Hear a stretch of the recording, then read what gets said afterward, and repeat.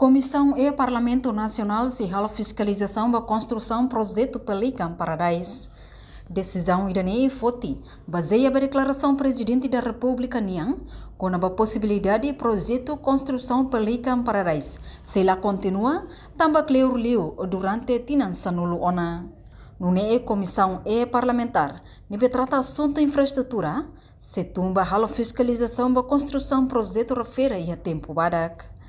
Entretanto, comissão e RASIC se deu que a informação com o problema refere, mas bem fixo katak tempo bada comissão se tumba hala fiscalização do projeto ne. Tamba governo oferece onarai basira de hala construção hotel Estrela Lima e Haneba, mas beto agora lá ia resultado.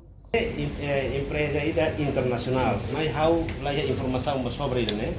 Que será tu halo hotel da saída da mais tambah hal informação by maya comissão ao muso la bele fo o isa ao bele hatene se ao hatene informação kare ao bele fo by itu bosero tambah lei ne ame se preocupa hela ho lei ne oin ame aprovo na ame para ser ne para ser essa semana oin ame se halo fiscalização ia dililar tradisi re dililar ne misi hari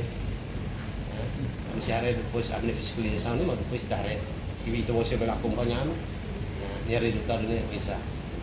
Depois itare, saya possibilidade para agbato nama, tambah ni dilarang kalau kita belare, tambah saja atrasa, tambah governo entrega una raine basira para atau halo hotel nama, mais no fim to agora tinang barakono, tinang salulona sirla puntuna sir halo itu umuman dia foletane, mai ni sir halo. Agora kita tengah tene, sini problema ni saya. Problema ni saya, tambah governo atribuyo na raine basira para tu halo construção em lá. Mas depois de haré. Antes ne, Presidente República José Ramos Horta hateteng durante tinansanulu racing ona, noni RASIC acompanha processo ne, mas be projeto Pelican Paradise ne demora liu.